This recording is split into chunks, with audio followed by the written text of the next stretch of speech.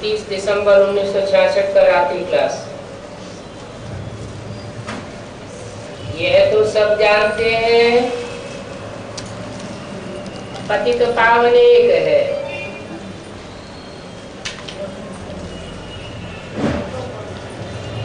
उनको कभी कृष्ण नहीं कहेंगे। जो पतितों को पावन बनाने वाला है उनको कृष्ण नहीं कहेंगे। कृष्ण नहीं कहेंगे। और सारे भक्ति मार्ग में तो यही जानते हैं, एक एक कृष्ण ही आकर्षण करने वाला है और वही भगवान है। लेकिन यहाँ बच्चों के लिए बोला है। सब बच्चे अभी जानते हैं कि जो पतितों को पावन बनाने वाला एक है वो कृष्ण नहीं है, क्योंकि कृष्ण तो बच्चा गाया हुआ है। राम बाप को कहा जाता है। ये बात सब बच्चे जानते हैं। जो ऊंचे से ऊंचे भगवान है, जो कभी ऊंचे नीचे नहीं होता, ऊंचा ही रहता है। इसके लिए गाते हैं ऊंचा तेरा धाम, ऊंचा तेरा नाम, ऊंचा तेरा काम। काम के आधार पर ही ऊंचे से ऊंचे नाम भी होता है। उनको मनुष्य तन है नहीं। कौन से सन की वाणी है? 66। उनको मनुष्य तन नहीं है, इनको मनुष्य तन है। इनको माने किनको? माने जो कृष्ण की आत्मा का अंत में चोला है उसका अपना तन है। और जो ऊंची जो ऊंच भगवान के रूप में प्रत्यक्ष होता है संसार में, उनको अपना तन नहीं है।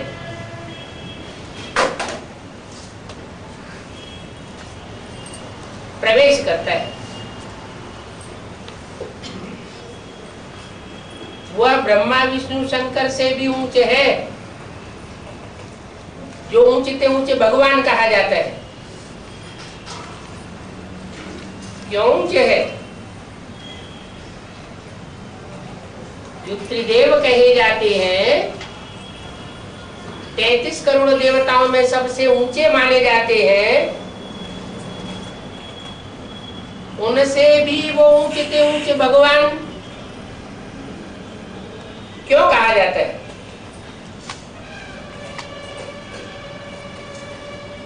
क्योंकि वो अभोक्ता है। और जो भी है वो सब नंबरवार भोक्ता है। जिनको शरीर होता है वो भोक्ता होते हैं। स्वार्थी होते हैं। जिसको अपना शरीर ही नहीं, रथ ही नहीं, वो स्वार्थी कैसे हो सकता है? वो बाप भी है। मनुष्य सृष्टि का बाप नहीं है, लेकिन जो भी आत्माएं हैं उनका बाप है। पहले पहले किन आत्माओं का बाप है?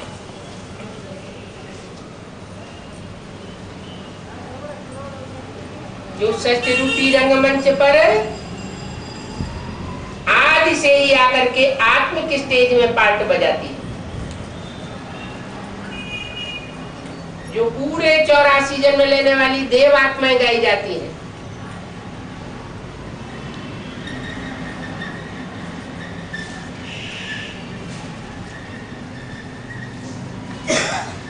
आत्माओं का बाप है,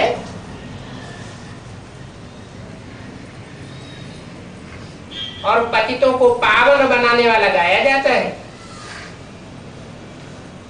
तो बताते हैं कि पतितों को पावन बनाने के लिए क्या युक्ति अपनाते हैं और क्या युक्ति बताते हैं। बताते हैं, माम एकम याद करो, मुझे एक को याद करो, एक को याद करो। आत्माएं तो ढेर है, किस एक को याद करें?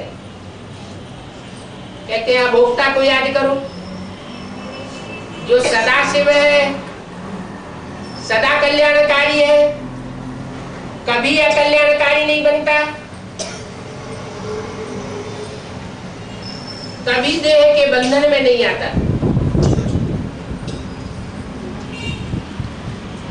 क्योंकि उसे अपना रथ नहीं है। वो कहते हैं मुझे याद करो, तो कैसे पता चलेगा? कहते हैं मुझे याद करो, मानो कोई मुख भी है,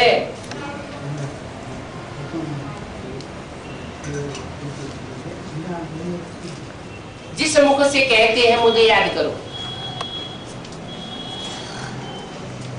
और माम एकम याद करो, कोई दूजा में याद न करो, मुझे ऊंचे ऊंची पार्टधारी को याद करो। तब जब पार्ट की बात आती है, ऊंचते ऊंच की बात आती है, तो इस सृष्टि की बात होगी या सोल वर्ल्ड की बात होगी? इस दुनिया में ऊंचते ऊंच और नीचते नीच का सवाल होता है, परम धाम की तो बात ही नहीं। तो कहते हैं मुझे याद करोगे तो तुम्हारे जो भी विपरीत कर्म है, पाप कर्म है, श्रीमत के बरखिलाफ किए हुए कर्म है, वो सब भस्म हो जाएंगे। कई कहते हैं कि कैसे युक्ति से समझावे जो कोई झट समझ जावे। अब पतित पावन बाप ही तो सर्व आत्माओं को पावन बनाते हैं। भगवान वाक्य भी है,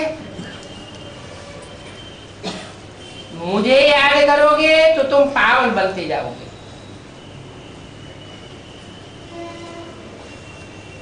मैं हूं ज्ञान का सागर,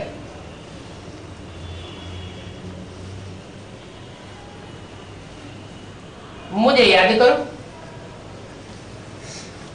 तो सागर है, सागर से मिसाल दी है,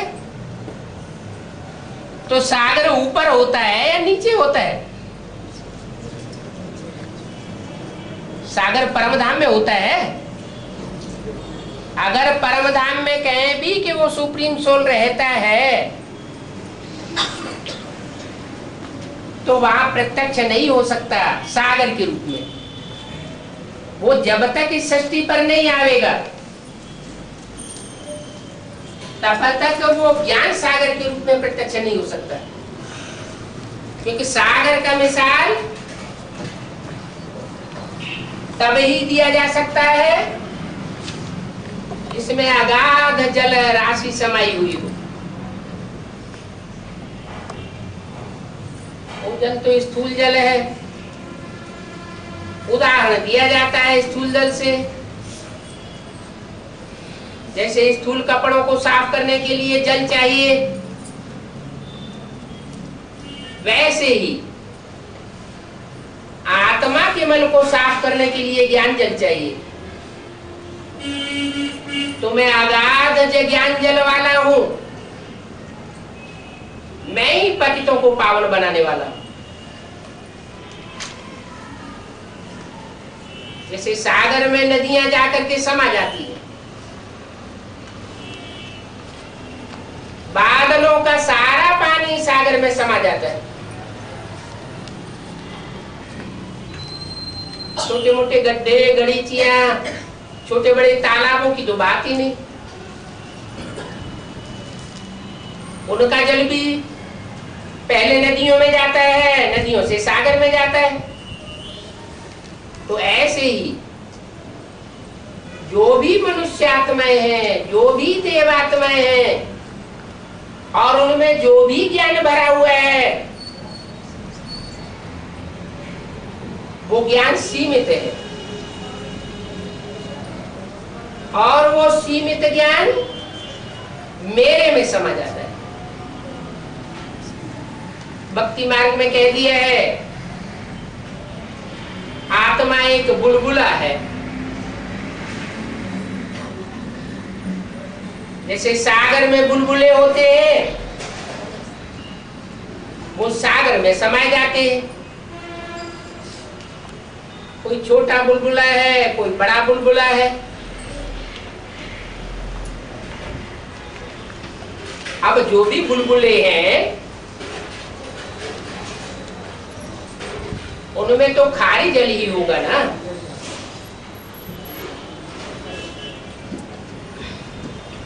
गुण तो सागर का ही होगा ना। आज तो मनुष्य आत्माओं में अलग अलग प्रकार के गुण और अवगुण भरे हुए हैं। उस ऊंचते ऊंचे भगवान के लिए नहीं कहेंगे कि अवगुणों का सागर है, वो तो गुणों का सागर है। गुण निधान कहा जाता है।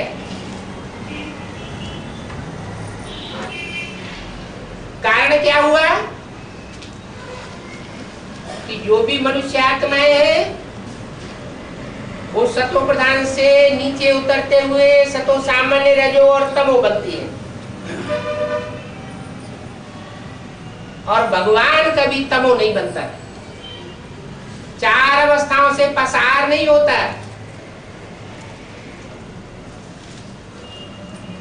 वो तो एक रस रहता है। सदा शिव कहा जाता है।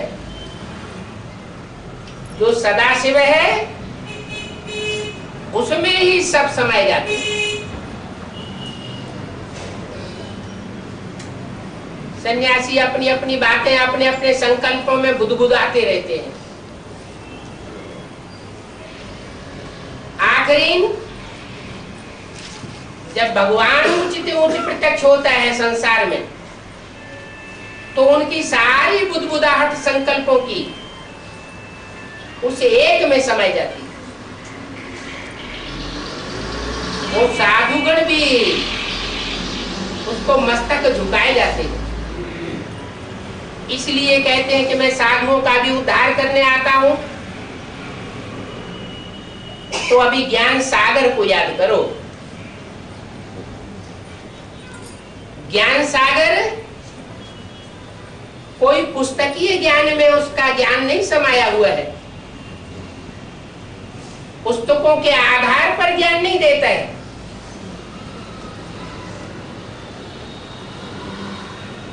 वो तो सीमित है। पुस्तकों का ज्ञान सीमा में बंधा हुआ है, और ईश्वरीय ज्ञान सीमा से परे है। असीम ज्ञान राशि समाई हुई है। उससे ज्ञान सागर बाप से ही तुम बच्चों को वर्षा मिलता है, नंबरवार वर्षा मिलता है। जो जितना ज्ञान सागर से ज्ञान धारण करता है, उतना वर्षा मिलता है। तो बच्चों में भी ऊंच और नीच हो जाते हैं।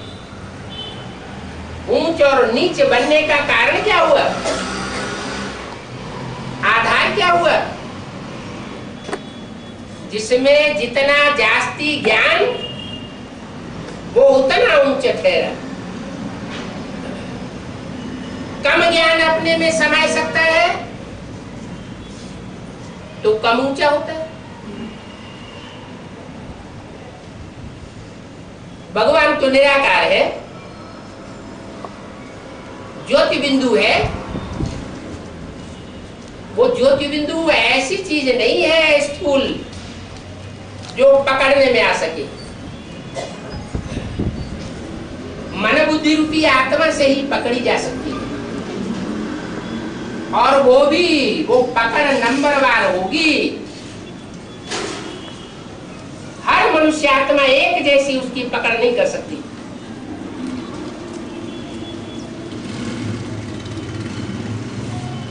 जो 100% पकड़ता है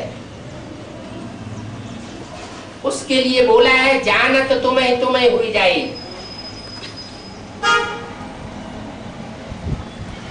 उसको जो 100% जान लेता है वो बाप समान, शिव बाप समान हो जाता है। जो बाप का टाइटल भगवान का, वो उसका टाइटल हो जाता है भगवान। फिर कहा जाता है ऊंची से ऊंची, क्योंकि जिसको भगवान का टाइटल मिलता है उसी में वो सुप्रीम सोल प्रवेश करता है। तो वो सुप्रीम सोल पहले पहले आकर के ज्ञान का वर्षा देता है, सूक्ष्म वर्षा देता है, या पहले स्थूल वर्षा देता है। सूक्ष्म स्टेज वाला बाप पहले सूक्ष्म वर्षा देता है, वो उसका साकार स्वरूप है ज्ञान। अगाध ज्ञान है, उस ज्ञान को धारण करने वाले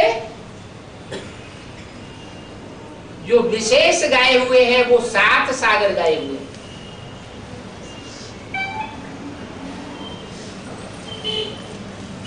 वो सीमा में बंधे हुए हैं।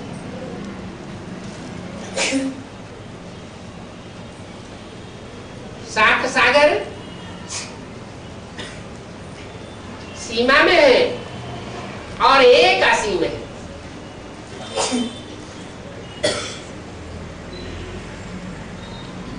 तो जो असीम है वो असीम आकर के बताते हैं कि मुझे याद करो। छोटे छोटे गड्ढे गड़ीचियों को, नदी नालों को याद न करो,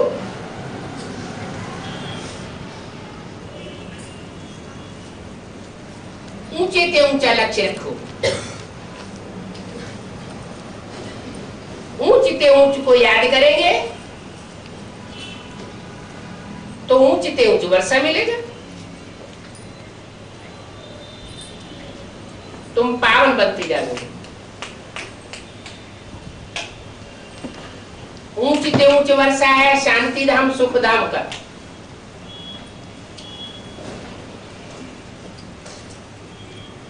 ऊंच से ऊंच बाप से वो ज्ञान का वर्षा लेवेंगे तो वो शांत बनावेगा और ऐसी शांत में स्टेज बनेगी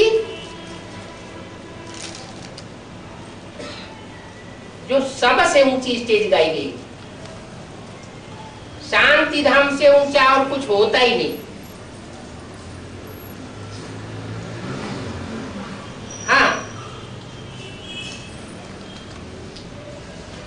सुखधाम में भी भेजते।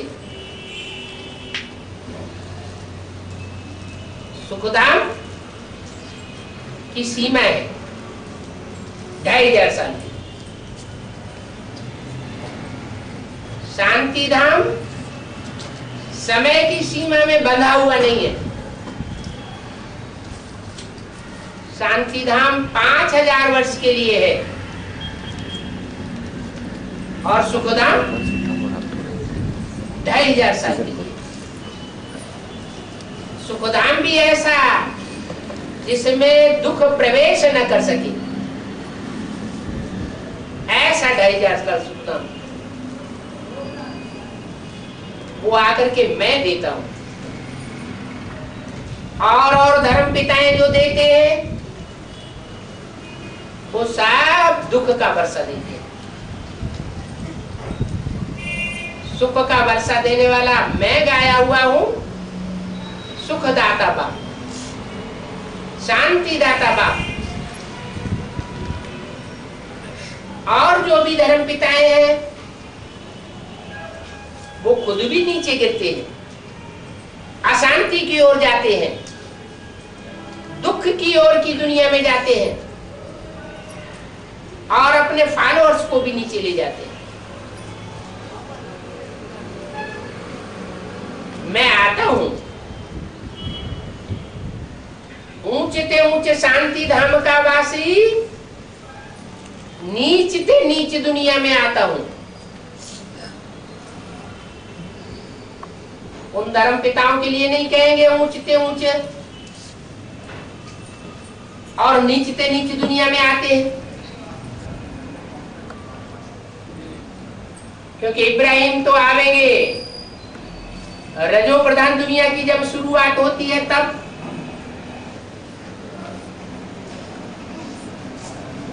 शंकराचार्य मोहम्मद आवेंगे तब जब रजो प्रधान दुनिया का अंत होता है। गुरु नानक, महर्षि दयानंद, ये दुनिया तामसी होने से कुछ पहले आ जाते हैं। तो एकदम तमो प्रधान नीची दुनिया में नहीं आते। और मैं कब आता हूं? जब ये दुनिया एकदम तमो प्रधान बन जाती है। कोई कहे कि सन 36 में एकदम तमो प्रधान बन गई थी क्या? सन 36 में दुनिया ज्यादा तमो प्रधान थी या अभी ज्यादा तमो प्रधान है, या अभी और आगे चल के जास्ती तमो प्रधान बनेगी? है? आगे चल के बताया है, बाप ही बताते हैं ब्रह्मा द्वारा। क्या बताया? कि बंदरों में सल मनुष्य हो जाएंगे। बंदर में तो वैसे ही विकार जास्ती होते हैं, और जैसे बंदर होते हैं काम विकार भोगते हैं, तो सबसे ऊंची स्टेज पर जाकर बैठते हैं और काम विकार सबके सामने भोगते हैं। उनको कोई हया शर्म लिहाज की बात नहीं। ऐसी दुनिया बन जाएगी। मैं तब प्रत्यक्ष होता हूं संसार के सामने। तो सन 36 में प्रत्यक्ष नहीं हुआ क्या? प्रत्यक्ष होना माना जन्म लेना। जैसे बच्चा होता है वो तो बाद में बच्चा बनता है, गर्भ से बाद में प्रत्यक्ष होता है। पहले तो आत्मा गर्भ में प्रवेश करती है ना। ऐसे ही सन 36 में निर्जीव गर्भपिंड में प्रवेश किया, या सन 76 में भी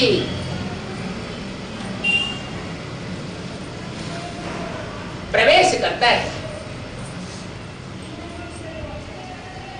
विदेशियों की नजर में ऐसा मालूम पड़ता है कि रात्रि के 12 बजे प्रत्यक्ष हुआ। वो उनकी वैज्ञानिक बुद्धि है कि रात्रि के 12 बजे के बाद सूर्य उदय होना शुरू होता है, भले दिखाई नहीं पड़ता, लेकिन बच्चे का जन्म तब ही कहा जाता है जब वो गर्भ से बाहर आता है। गर्भ होता है गुप्त, तो अभी पांडव भी है गुप्त, पांडवों का बाप पंडा भी है गुप्त, और उसका ज्ञान भी संसार के सामने अभी गुप्त है। संसार की तो बात छोड़ो, जो ब्राह्मणों की दुनिया है उन सब ब्राह्मणों के सामने भी अभी नंबरवार प्रत्यक्ष है, सागर के रूप में प्रत्यक्ष नहीं है। कोई को निश्चय होता है घड़ी 2 घड़ी 4 घड़ी के लिए, उमंग उत्साह में आता है तो इस दुनिया से वैराग आ जाता है। उमंग उत्साह आता है तो ईश्वरीय सेवा में चढ़ती कला तेरे बहाने सर्व का भला करने में लग जाता है, क्योंकि निश्चय बुद्धि हुआ। निश्चय बुद्धि हुआ माना बाप का बच्चा बना, और अभी अभी माया आकर के सारा उमंग उत्साह ढहा देती है, अनिश्चय बुद्धि बन पड़ता है। अनिश्चय बुद्धि बनता है तो संगी साथियों की बात सुनने लग पड़ता है। ये ऐसा कहता है, वो वैसा कहता है, ये बात ज्यादा सस्ती है, वो बात झूठी है। मनुष्य मत पर चल पड़ता है या मनमत चलाने लग पड़ता है। अच्छा सर्वसेवन होगा, वाहवाही ज्यादा उड़ी होगी तो अहंकार में आ जाता है। अहंकार में आता है तो मनमत चलाता है। वो अहंकार कभी कभी इतना भी बढ़ जाता है कि शिवो हम बन करके बैठ जाता है। ब्राह्मणों की दुनिया में ही ऐसे हैं जो समझते हैं कि भगवान ब्रह्मा के तन में आया, ज्ञान सुना के चला गया, अब नई दुनिया स्वर्ग की स्थापना हम करेंगे। बाप कहते हैं ये करिश्मा दुनिया में कोई नहीं कर सकता जो मैं आकर के करता हूं और तुम बच्चों के द्वारा कराता हूं। मैं आकर के पुरानी दुनिया को नई दुनिया बनाकर जाता हूं, नरक की दुनिया के बीच तुमको स्वर्ग का वर्षा दे करके जाता हूं। ऐसे तो सभी धर्म पिताएं आए, गाल के गल्ले बजा के चले गए, दुनिया तो नरक ही बनती गई, दुख तो बढ़ता ही गया, अशांति तो बढ़ती गई। क्या भगवान भी ऐसा ही करता है? आता है और गाल बजा के चला जाता है? नहीं, भगवान तो खुद करन करावन हार गाया हुआ है, करता भी है और कराता भी है। करता है कोई तन में प्रवेश करके,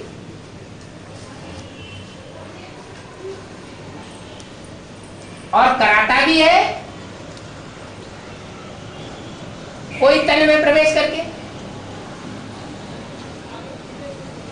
करणहार पाठ बजाता है ब्रह्मा के द्वारा, और करावनहार का पाठ बजाता है सदगुरु के रूप में। सदगुरु के रूप में वो कराता है बच्चों से,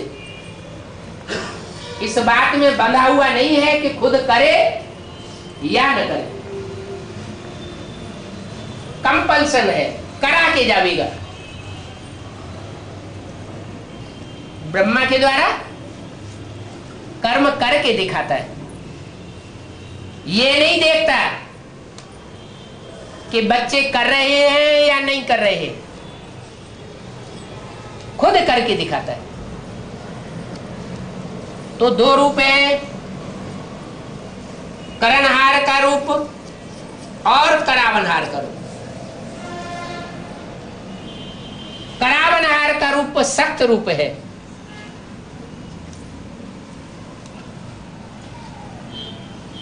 क्योंकि खुद करने में बंधा हुआ नहीं है,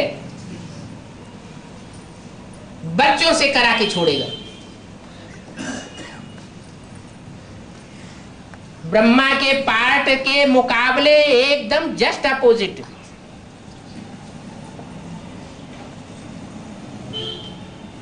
कहते भी हैं तुम सुखधाम जाना चाहो या न जाना चाहो, शांति धाम जाना चाहो या न जाना चाहो, तुमको लेकर के जाऊंगा, जाना ही पड़े।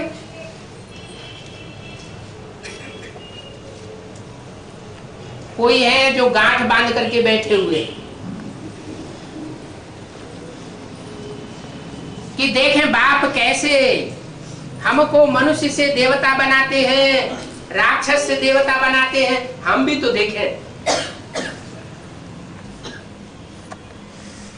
बाप कहते हैं मैं करावनहार के रूप में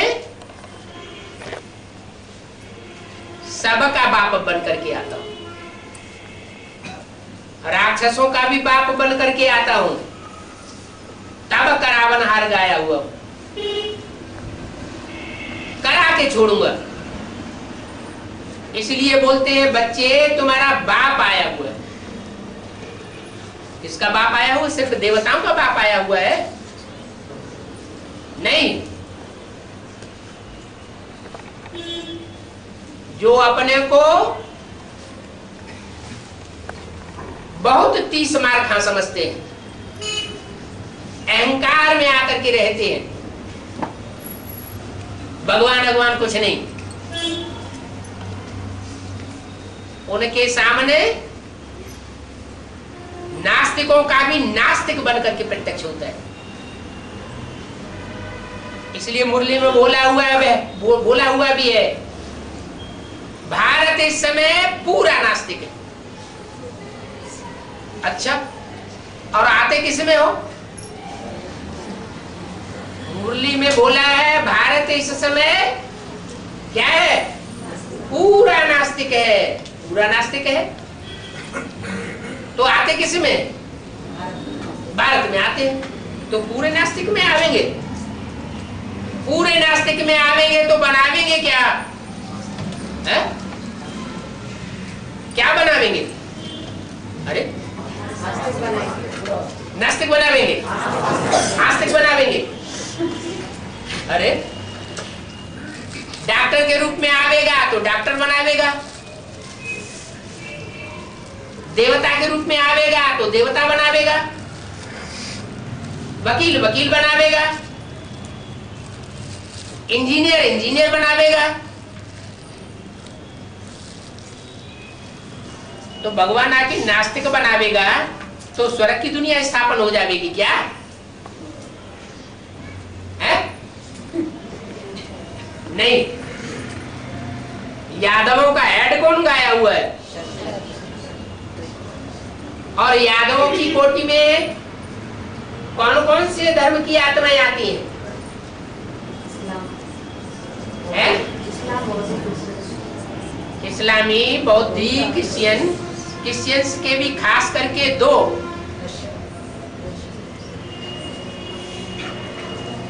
एक बाइबल को मानने वाले और दूसरे बाइबल और गिरजाघर को न मानने वाले।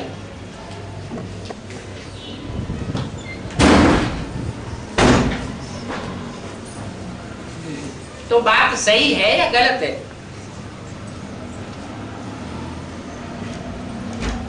नास्तिक में आता है या देवात्मा में आता है? हैं? नास्तिक में आता है, देवात्मा में आता है। शंकर यादवों का ऐड है, शंकर के साथ शिव को मिलाया हुआ है और किसी 33 करोड़ देवता में से किसी के साथ शिव को मिलाया हुआ नहीं है। कारण तो जरूर कोई होगा कि शिव को शंकर के साथ ही क्यों मिलाया हुआ है? क्या कारण हुआ है? शंकर का एक स्वरूप ऐसा है जिसको राक्षस भी मानते हैं और देवता भी मानते हैं। वो देवताओं को भी वरदान देने वाला है और राक्षसों को भी वरदान देने वाला है। वो स्वभाव संस्कार नहीं देखता। इसका अच्छा स्वभाव है तो इसको ज्यादा दे दूं, इसका खराब स्वभाव संस्कार है तो इसको नहीं दे दूं। वो सबका बाप है, सबका बाप बन करके आता है। और जिसमें भी आता है वो सिर्फ देवात्माओं का ही बाप है या सारी मनुष्य सृष्टि का बाप है? सारी मनुष्य सृष्टि का बाप है। तो जो सारी मनुष्य सृष्टि का बाप है वो नास्तिकों का बाप नहीं होगा। सबसे जास्ती नीचे गिरेगा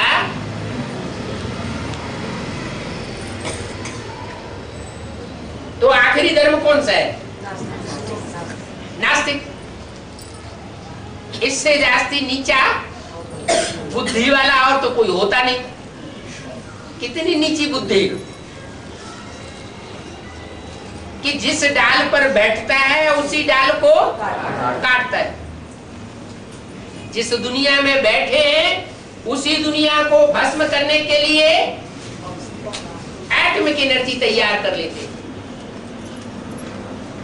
तो इससे जास्ती तमो प्रधान बुद्धि और कौन होगा?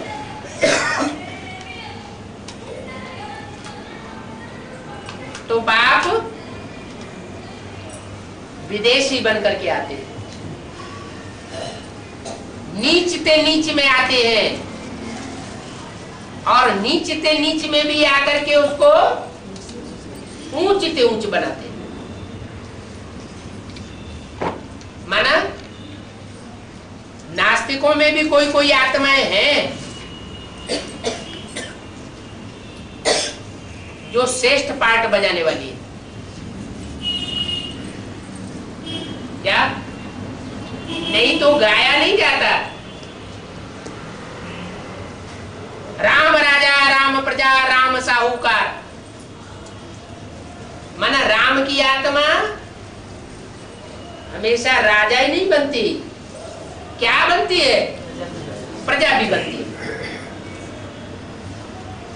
सुबह का अमीर शाम का फकीर बनती है। और प्रजा में भी कैसी प्रजा? कैसी प्रजा? फकीर, बेगर। बेगर के हाथ कुछ भी नहीं होता। बेगर तो उसे कहा जाता है जिसके पास कुछ भी ना हो। ऐसे बेगर को आकर के मैं बेगर टू प्रिंस बनाता हूं।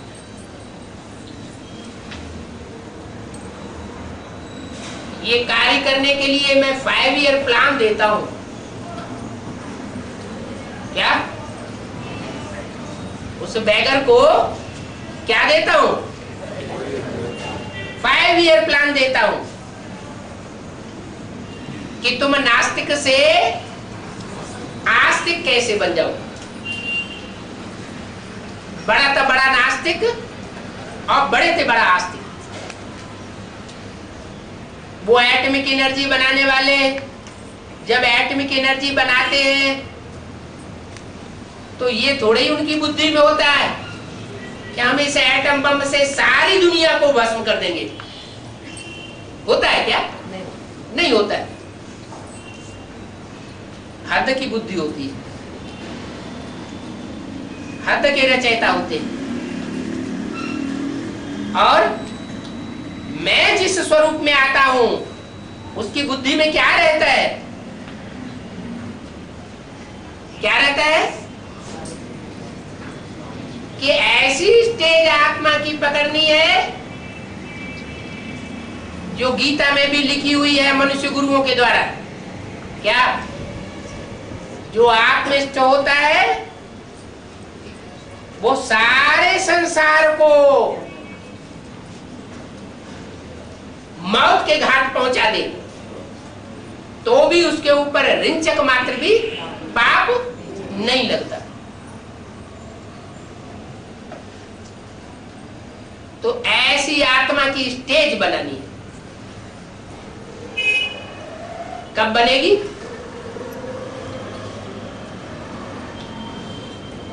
जब अब माम एकम याद करो। माम एकम याद करो। माम एकम याद करने की लिस्ट में शंकर को भी कहा जाएगा क्या? नहीं। क्यों है? क्यों नहीं कहा जाएगा? है? वो शिव ज्योति बिंदु को याद करता है, साकार में निराकार को याद नहीं करता है?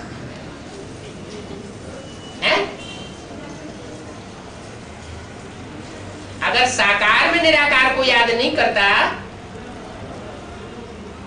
तो शंकर नारायण कैसे बनेगा? है?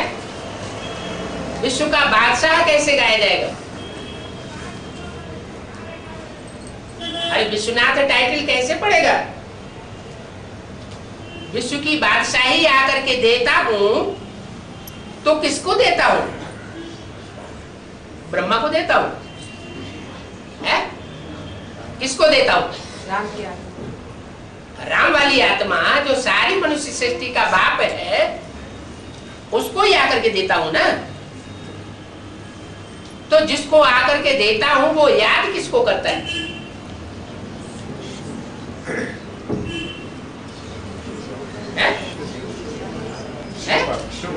शिव बाप को याद करता है, माने ज्योति बिंदु को याद करता है। इसका मतलब कि बेसिक नॉलेज में जिन्होंने ज्योति बिंदु को याद किया वो सारे नंबरवार विश्व के मालिक बनने चाहिए। है? या जो बेसिक नॉलेज में अभी भी ज्योति बिंदु को याद करते हैं वो सारे ही विश्व के मालिक बनने वाले हैं ना? नहीं, मेरी बात तो झूठी हो गई है?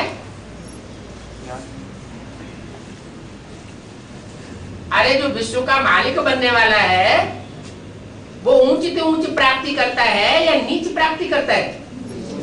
ऊंच से ऊंच प्राप्ति करता है। और बच्चों को भी जो रास्ता बताया जाता है वो ऊंच से ऊंच बनने का रास्ता बताया जाता है या नीचा रास्ता बताया जाता है? ये तो कोई बच्चे को नहीं कहा कि तुमको आज की लिस्ट में नहीं आना है। जब तक टू लेट का बोर्ड न लग जाए। चलो मुरली में आया है 76 बाप का प्रत्यक्षता वर्ष। 76 में बाप प्रत्यक्ष हुआ तो बाप के प्रत्यक्ष होने के बाद तो जो सारी मनुष्य सृष्टि का बाप है जिसके लिए मुरली में घोषणा की थी कि 10 वर्ष में पुरानी दुनिया का विनाश और नई दुनिया की स्थापना हो जाएगी। इन्हें लक्ष्मी नारायण का राज्य आ जाएगा। तो राज्य आ गया क्या? नहीं आया है? सबसे बड़ा राज्य कौन सा बताया है? स्वराज्य।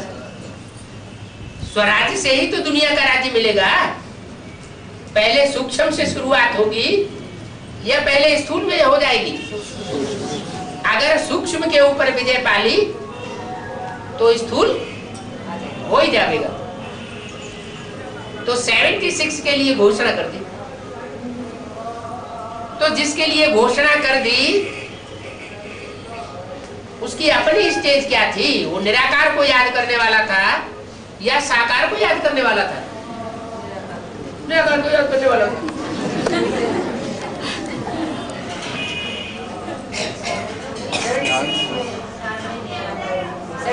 में तो नहीं। 76 में तो निराकार को याद करता था, आज भले साकार को याद करता हो। हाँ जी, हैं? हाँ, साकार में निराकार को याद नहीं कर सकता है। सुगुणा माता कह रही पीछे बैठे बैठे कि साकार में निराकार को याद नहीं कर सकता क्या है?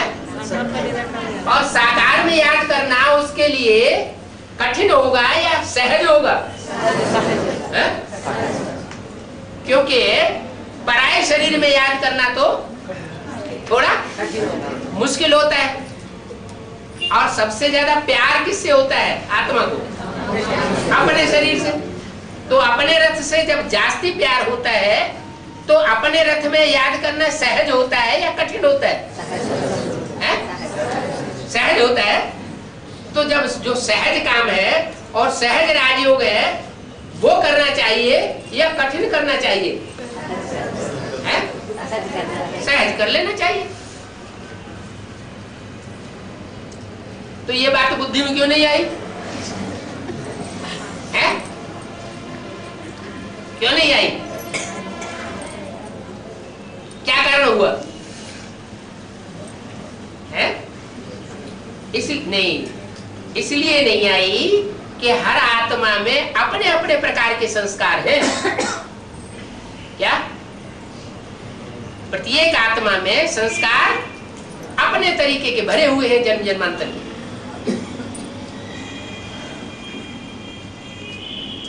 कोई 100% स्वचिंतन वाली होती है और कोई नंबरवार स्वचिंतन वाली होती है। कोई 100% परचिंतन वाली भी होगी और कोई नंबरवार परचिंतन वाली होती है। तो भक्ति मार्ग में ये बात कहां से निकली? कहीं से तो निकली होगी। क्या क्या बात? आत्मा सो ये भक्ति मार्ग में ये बात निकली है कि नहीं? क्या? आत्मा सो परमात्मा। तो कहां से निकली? संगम युग में से निकली। कैसे है? पहले पहले कहां से निकली? जो सारी मनुष्य सृष्टि का पिता है, उस मनुष्य सृष्टि के पिता में वो सुप्रीम सोल प्रवेश करता है। और प्रवेश करता है तो प्रवेश करने के बाद 4 अवस्थाएं बनती है।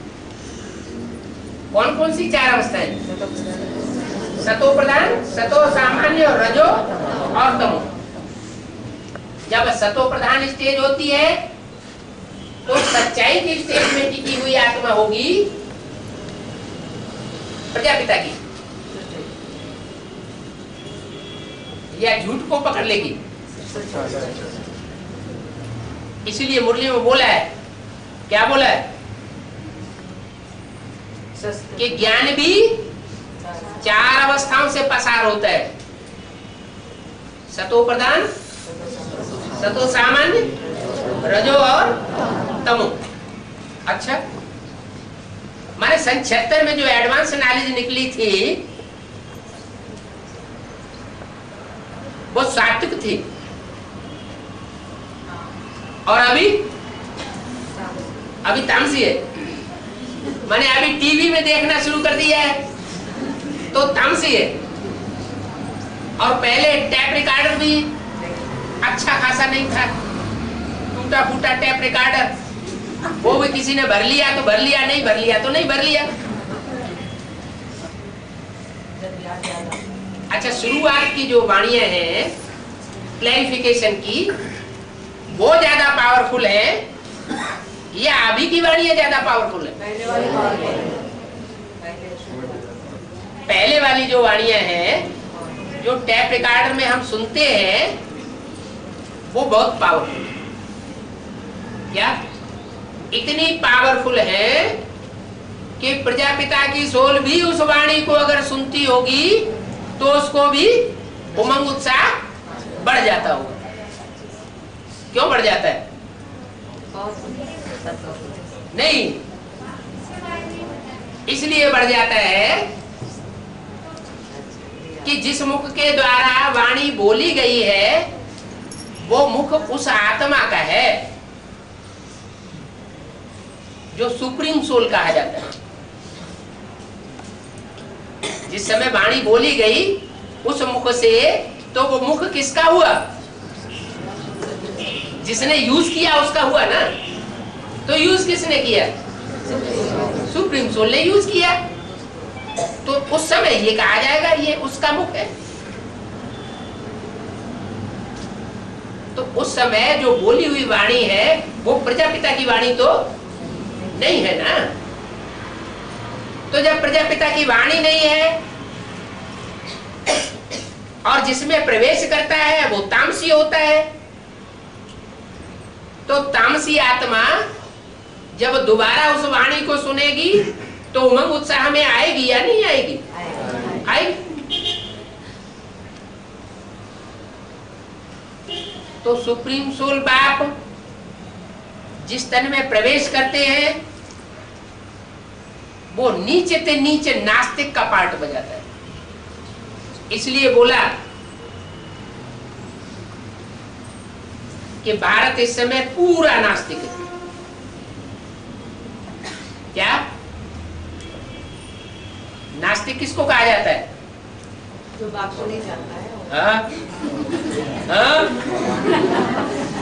जो बाप को नहीं जानता और बाप की रचना को नहीं जानता, और जो बाप को जानता है और बाप की रचना को जानता है वो आस्तिक। इसका मतलब क्या हुआ कि प्रजापिता वाली सोल बाप को नहीं जानती है? जानती है या नहीं जानती? जानती है। तो फिर पक्का निश्चय हो जाना चाहिए कि सृष्टि का रचयिता कौन है। और जब पक्का निश्चय हो जाए तो उस स्टेज में टिक भी जाना चाहिए क्या कि मैं इस सृष्टि का रचयिता हूं। तो टिक जाता है क्या? नहीं टिकता है। 76 में तो नहीं। 76 अभी टिक गया है? अगर उस स्टेज में टिक जाए कि मैं स्वयं रचयिता हूं तो दोष लग जाए। क्या दोष लग जाए? हैं? नहीं, शिवोहम कहने वाले कौन है?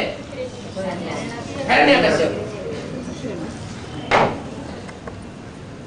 अगर शिवोहम है तो जो अंदर की बात है वो बाहर मुख में आवेगी या नहीं आवेगी? अंदर से है, बैठा हुआ है कि शिव मेरे द्वारा कार्य कर रहा है। अगर शिव का कोई स्वरूप है तो मेरा स्वरूप है।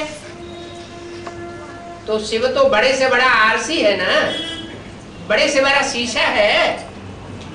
जहां शीशा होगा वहां अंदर की बात बाहर आएगी या नहीं आएगी? बाहर आ जाएगी। जो अंदर होगा वो बाहर आ जाएगा। तो आत्मा सो परमात्मा शिवो हम साबित हो जाएगा ना।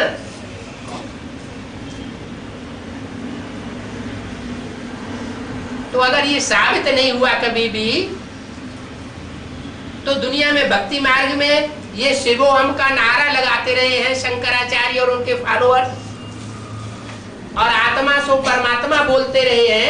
इन्होंने किसको देख करके बोलना शुरू किया? बाप कभी बोलता है कि मैं आत्मा सो परमात्मा हूं? बोलता नहीं है, है? भला अभी नहीं बोलता है क्या? अभी नहीं बोलता है, लेकिन लास्ट स्टेज में जाकर जब इस दुनिया का खात्मा करना होगा, क्या एटॉमिक एनर्जी के विस्फोट के आधार पर सारी दुनिया का जब खात्मा होगा वो किसकी प्रेरणा से होगा? तो उस समय वो नास्तिक होगा या आस्तिक होगा? क्या होगा? कहते हैं प्रभुता पाए काहि मद नाही। जिसको प्रभुता मिल जाती है, सत्ता मिल जाती है, उसको अहंकार जरूर होता है।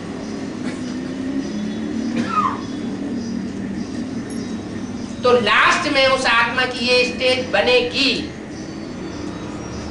और ये बनना जरूरी है। क्यों?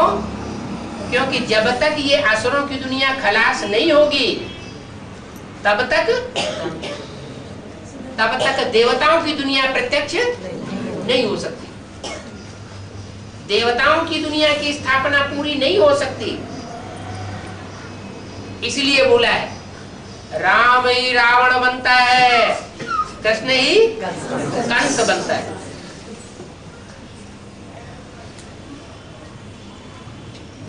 तो अकेला बाप मनुष्य सृष्टि का नास्तिक नहीं बनेगा, उसके साथ साथ तो कौन होगा? है? उसका बच्चा भी होगा, और जब एक बच्चा होगा तो उसके साथ और भी फॉलोअर्स जरूर होंगे। तो सारी रुद्रमाला भी साथ में है और सारी नहीं। कृष्ण जैसे जो भी बच्चे हैं, जो भी नई दुनिया में जन्म लेने वाले हैं, जो अभी सूक्ष्म स्टेज में सूक्ष्म शरीर धारण करके प्रवेश करके पार्ट बजा रहे हैं, वो कंस जैसा पार्ट बजा रहे हैं।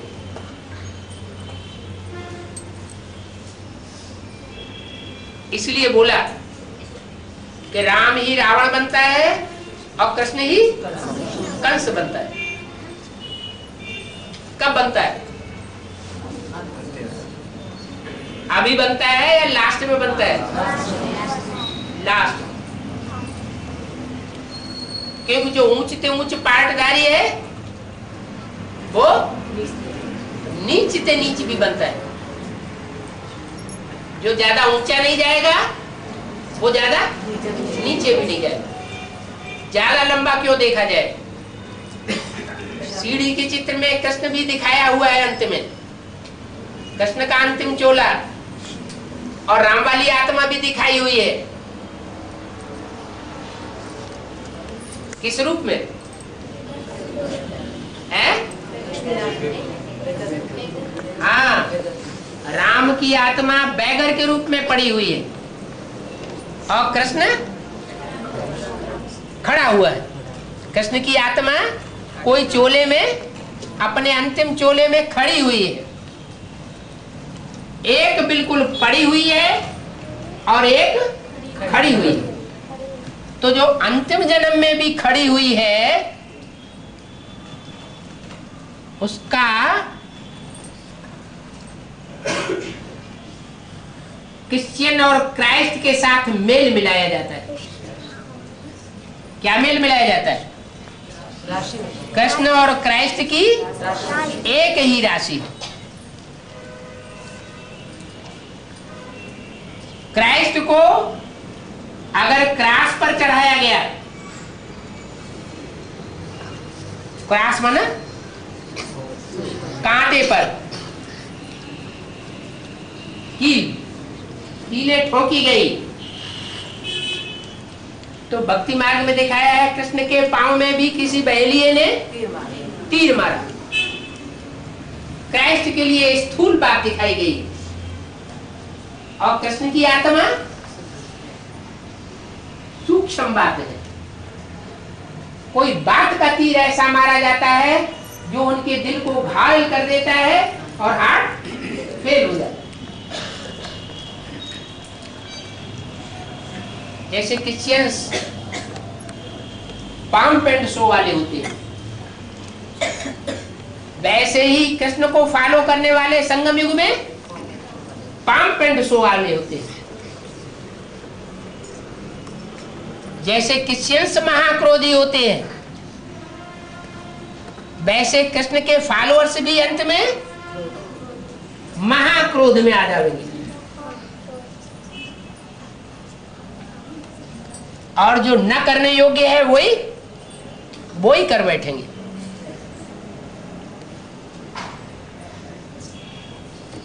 इसलिए बोला राम रावण बनता है और कृष्ण कंस बनता है। अपने अपने टाइम का पार्ट रुधा हुआ है। हर आत्मा एक जैसा हमेशा पार्ट नहीं बजाती।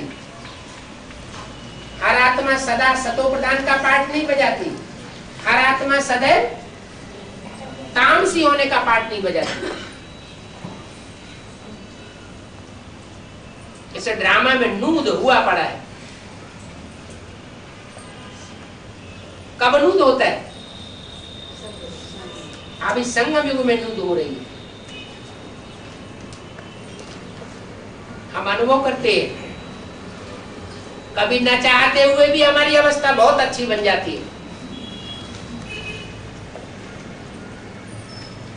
और हम पूरे पूरे परमार्थी बन जाते हैं।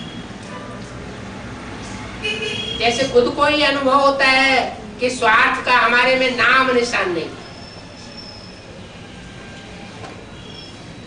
और कभी ऐसी अवस्था गिर जाती है कि गिरी हुई अवस्था का अपने को भान ही नहीं होता। पूरे ही स्वार्थी बन जाते हैं। ये अप एंड डाउन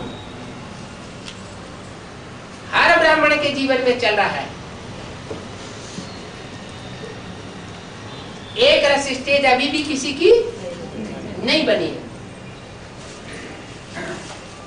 बल अव्यक्त वाणी में बोल दिया है कि बाप दादा चाहे तो वापस जा सकते हैं। बाप माना कौन? मनुष्य सृष्टि का पिता। और दादा माना कौन?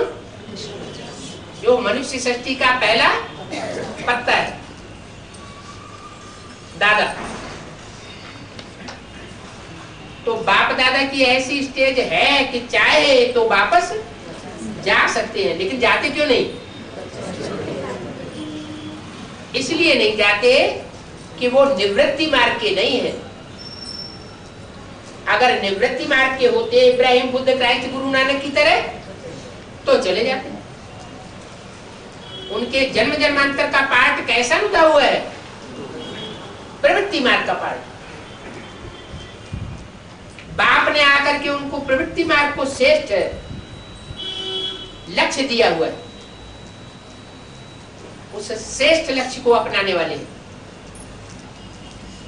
कोई कोई बाप ऐसे होते हैं, अपने बच्चों को बेच देते हैं। माताएं भी ऐसी होती है। बहुत परीक्षा आती है, अकाल पड़ता है तो बच्चों को बेच देते हैं। और कोई कोई बाप ऐसे होते हैं कि इतने सात्विक स्टेज में होते हैं कि अपने बच्चों को अपनी नजरों के सामने दीवार में चिन्हवा देते हैं।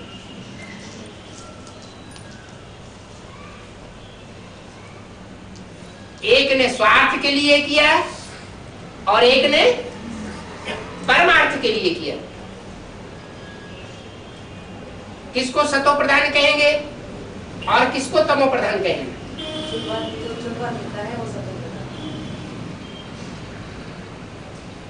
वो कल्याण के लिए कार्य हुआ, दूसरों के कल्याण के लिए।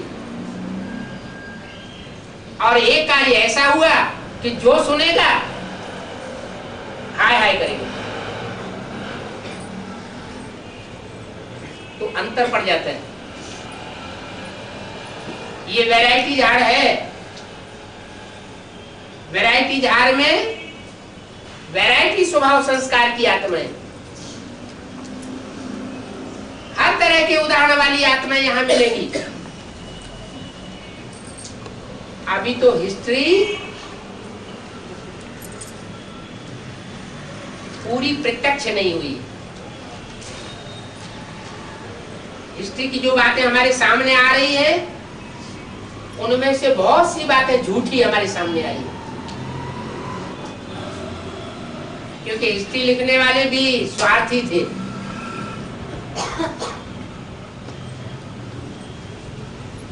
अभी ईश्वरीय ज्ञान प्रत्यक्ष होगा संसार में, तो सच्ची हिस्ट्री क्या है?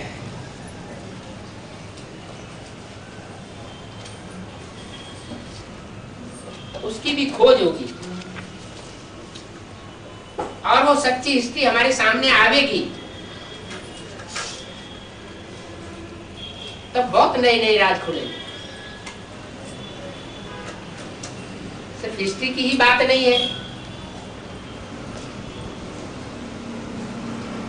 हर क्षेत्र में बहुत प्रगति होनी है, हर क्षेत्र में ज्ञान समाया हुआ है, चाहे वो ज्योग्राफी हो, चाहे केमिस्ट्री हो, चाहे साइंस हो, या साइंस का कोई भी तबक्का हो। अभी तो बहुत वंडरफुल बातें सामने आने वाली है।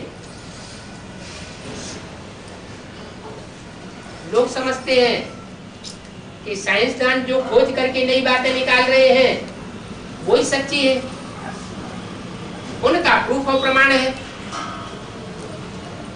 लेकिन नहीं, ये बात रंग है। एक थ्योरी निकाली थी साइंसदान ने कि मनुष्य पहले बंदर था, बंदर से क्या बन गया?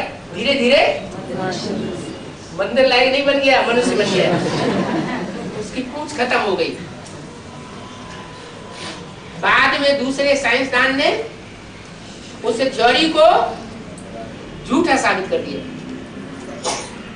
तो क्या गारंटी है कि अभी जो बातें साइंसदान के द्वारा निकल रही हैं उनमें कहीं कोई त्रुटि नहीं है?